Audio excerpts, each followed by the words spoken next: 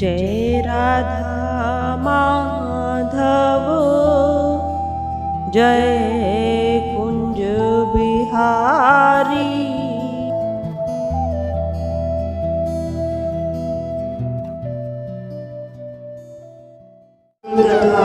यही हमें सिखाती। अजामिल ब्राह्मण था, पूजा पाठ भी करता था, नित्य प्रति पूजा रहती थी, थोड़ी चित्तवृत्ति रजोगुणी अवश्य थी, परंतु भगवान को मानता था। पर जीवन में एक बहुत गलत दृश्य देखा। घर पर आया, उस गलत दृश्य जो देखा उसका बार बार चिंतन किया, बार बार चिंतन किया तो वह जीवन में आ गया। जिस प्रकार का चित्र देखा था वही चित्र, वही दृश्य अपने घर में बना लिया। तो हम सबको विचार पूर्वक नित्य प्रति सही थोड़ा कम हो जाए पर भजन अवश्य होना चाहिए। भोजन यदि आवश्यक है तो भजन भी आवश्यक है। इस प्रकार की वृत्ति, इस प्रकार का नियम हमारा अवश्य होना चाहिए।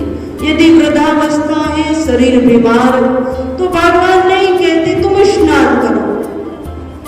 कार्तिक मास चल रहा, बहुत माताएं ऐसी है नहीं स्वामी जी 4 बजे स्नान करेंगे, कलयुग का टाइम। ठीक है देवी जी, नहीं मानिए करिए, 15 दिन बाद वही माताएं सबसे ज्यादा बीमार होगी। क्यों? क्योंकि एक तो ठंडे पानी से स्नान करेंगे। आपका जो मौसम चल रहा है, ये पानी भी जो टैंक में भरा हुआ वह भी शीत हो जाता है, ठंडा। यदि उसकी भी हम शीतलता को दूर नहीं करते तो शरीर में पेन बनता, दर्द बनता। तो वही माता नहीं कार्तिक मास से करेंगे, ठीक है माता जी करिए।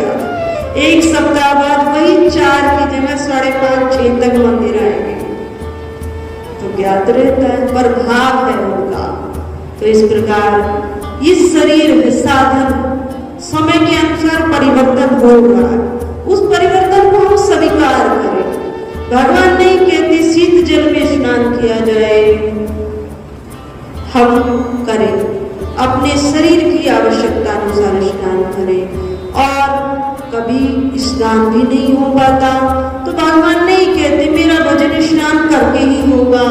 भगवान कहते हैं जो शुद्ध मंत्र है उनमें तो शुद्धि की आवश्यकता, और राम नाम में किसी शुद्धि की आवश्यकता नहीं।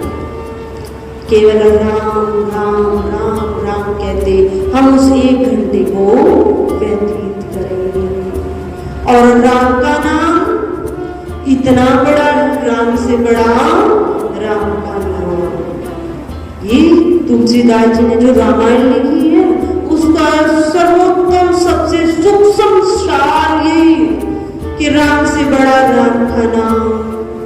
केवल पत्थर पर राम का नाम लिख दिया तो वह पत्थर भी जल में तर गया। और इस प्रकार यदि हम अपने हृदय में राम का नाम लिखें तो क्यों हम इस भव सागर में नहीं?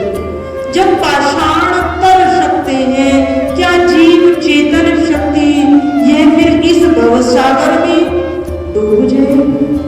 नहीं डूब सकते। एक बार संत विद्वानों के मुख से सुना, शास्त्र सम्मत ये बात, मां पार्वती भगवान विष्णु का सशस्त्र नाम जो पाठ कर रही थी।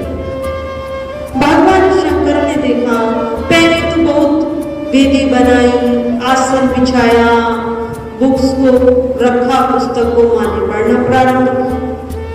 अब बहुत समय लगा भगवान विष्णु के सशस्त्र नाम पढ़ने में 1 घंटा, यदि और ले से पढ़े तो 1.5 घंटा तो लग ही जाता पढ़े। तब भगवान ने कहा मां पार्वती से कि जो भगवान सशस्त्र नाम भगवान विष्णु का जो है अर्थात 1000 नाम जो उनका उच्चारण करने से जो पुण्य मिलता वो एक बार राम कहने से पुण्य मिल जाता है। एक बार, मात्र एक बार। तो ऐसे राम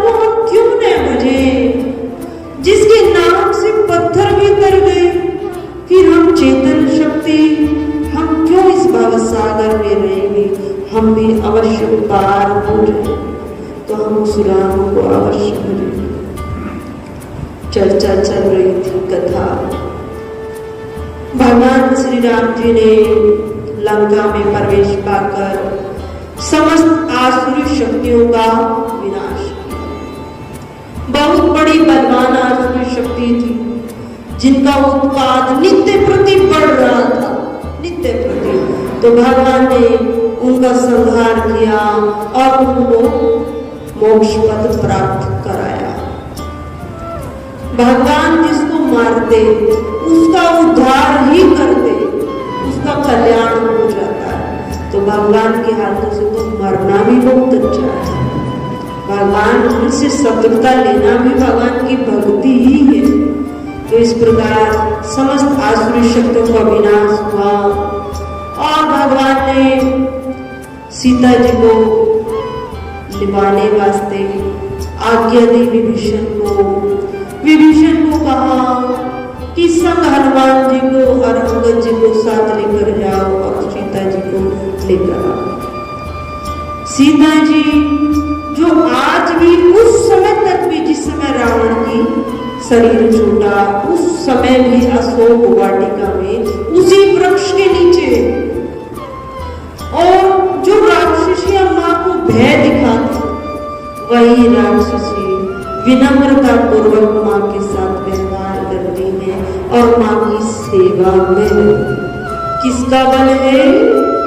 भगवान रघुनाथ जी का बल है।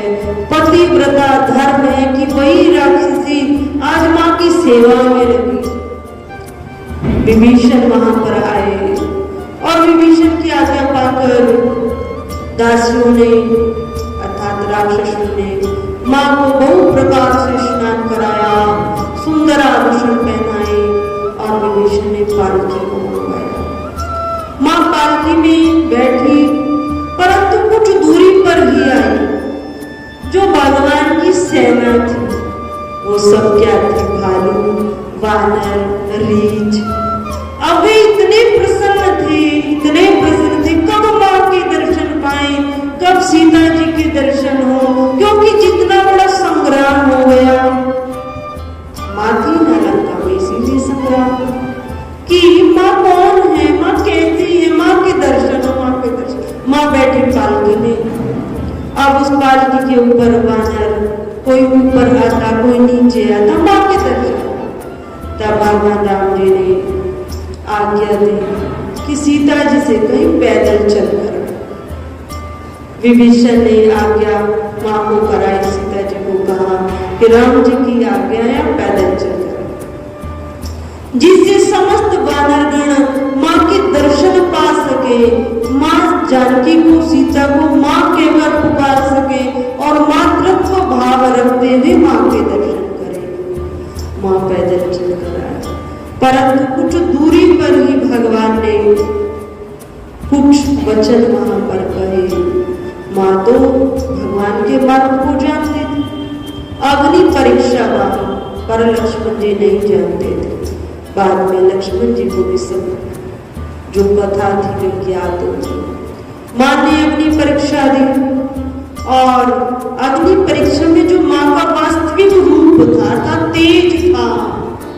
अगर मैं तेज होता और वहां अशोक वाटिका में आ जाती तो मां के तेज से ही समस्त लंका जलकर वश हो जाती। इसलिए भगवान राम जी ने जो वास्तविक सीता थी उसको अग्नि में प्रवेश कराया था, केवल मां के प्रति छाया लंका में निवास किया। इस प्रकार अग्नि परीक्षा मां ने दी, पर मां ने अग्नि परीक्षा के साथ अपने मन की भी परीक्षा मांगी। मां ने अग्निदेव से कहा, लक्ष्मण जी ने अग्नि को प्रज्वलित किया, यदि मेरे हृदय में राम की अतिरिक्त किसी अन्य का आश्रय है, किसी अन्य के प्रति प्रीति है, किसी अन्य का मैंने दर्शन पाया है, तो हे अग्निदेव मैं आपके समाहित हो जाऊं। और यदि मेरे हृदय में केवल रघुनाथ जी का ही आश्रय, मैंने अपने मन से, वचन से, कर्म से श्री रघुनाथ जी का ही दर्शन पाया है। मेरी दृष्टि में भगवान राम के अतिरिक्त कोई पुरुष ही नहीं है। यदि मेरे हृदय में, मेरे मन में यही भाव समाहित तो हे गुरुदेव, मेरे भी शीतल बन जाना, चंदन के समान शीतल। तो इस प्रकार अग्नि से वार्तालाप कर मां ने अग्नि में प्रवेश पाया, और मां जिस प्रकार अग्नि में प्रवेश पाया था उससे तेज पुंज के साथ अग्नि से बाहर आ गई। मां को अग्नि स्पर्श भी नहीं कर पाया। समस्त देवताओं ने फूलों की वर्षा की, और मां जानकी जी, सीता जी, श्री राम जी के सिर जैसे ही मां जानकी समीप आई तो भगवान को अब एक चिंता तो दूर हुई। मां साथ में एक चिंता, दूसरी चिंता तैयार हो। वे चिंता आई, हृदय में स्मरण आया, मेरा भरत मेरी प्रतीक्षा कर रहा। कुछ ही सब अवधि शेष, 14 वर्ष पार होने में 14 वर्ष पूर्ण हो रहे, कुछ ही अवधि शेष है।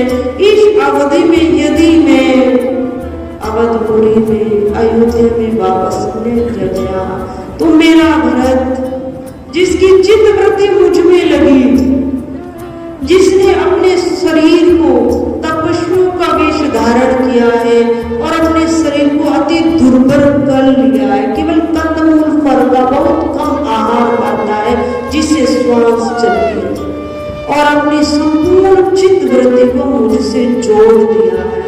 मेरा भरत मेरी प्रतीक्षा कर रहा है। विभीषण ने बहुत प्रकार से समझाया भगवान राम जी को कि आप वन में रहे, बहुत आपने श्रम किया, युद्ध हुआ, उसमें बहुत श्रम हुआ। हे रघुनाथ, आपने लंका पर विजय पाई तो समस्त लंका आपकी, आपने ही तो मेरा राज्य तिलक किया, कराया, परंतु लंकापति आपने मुझे हर प्रकार से अपनाया है तो लंका भी आपकी। हे रघुनाथ, अपने इस घर को पवित्र कीजिए, इसमें वास कीजिए और कुछ समय विश्राम पाइए। परंतु भगवान श्री राम जी ने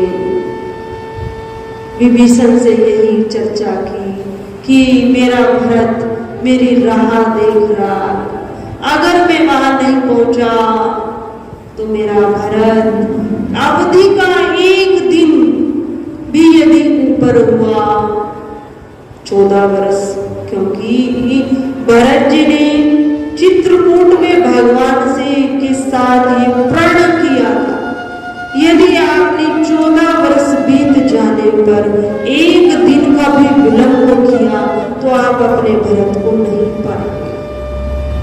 इस प्रकार भरत की प्रतिज्ञा, भगवान ने भरत की प्रतिज्ञा को याद किया और कहा, शीघ्र हे सखा विभीषण, यदि तुम मुझे अपना सखा मानते हो तो मेरे कहे अनुसार कुछ ऐसा जत्न करो, प्रयत्न करो जिससे मैं शीघ्र अयोध्या धाम पहुंच जाऊं। तब जिस मां जानकी, सीता जी, जिस विमान से रावण हरण करके लाया था, उसी पुष्पक विमान में मां बैठकर भगवान श्री राम जी ऊपर आसन लगा, उस पर मां सीता जी और राम जी विमान, और भगवान ने उसी से लंका को पार कर, समुद्र को पार कर अवधपुर में भगवान आए। परंतु भगवान जब पुष्पक विमान चलने को तैयार हुआ तो भगवान ने देखा समस्त बालुगण, वानर सेना सब इतनी आतुर है भगवान के साथ जाने को तैयार, सब अयोध्या धाम आने को तैयार है, हम रघुनाथ जी का साथ नहीं छोड़ेंगे। परम पूज्य श्री साध्वी ब्रह्म ज्योति सरस्वती जी के प्रवचन प्राप्त करने हेतु दिव्य वाणी चैनल को सब्सक्राइब करें, वीडियो को शेयर करें और अपने परिजनों पर अवश्य भेजें।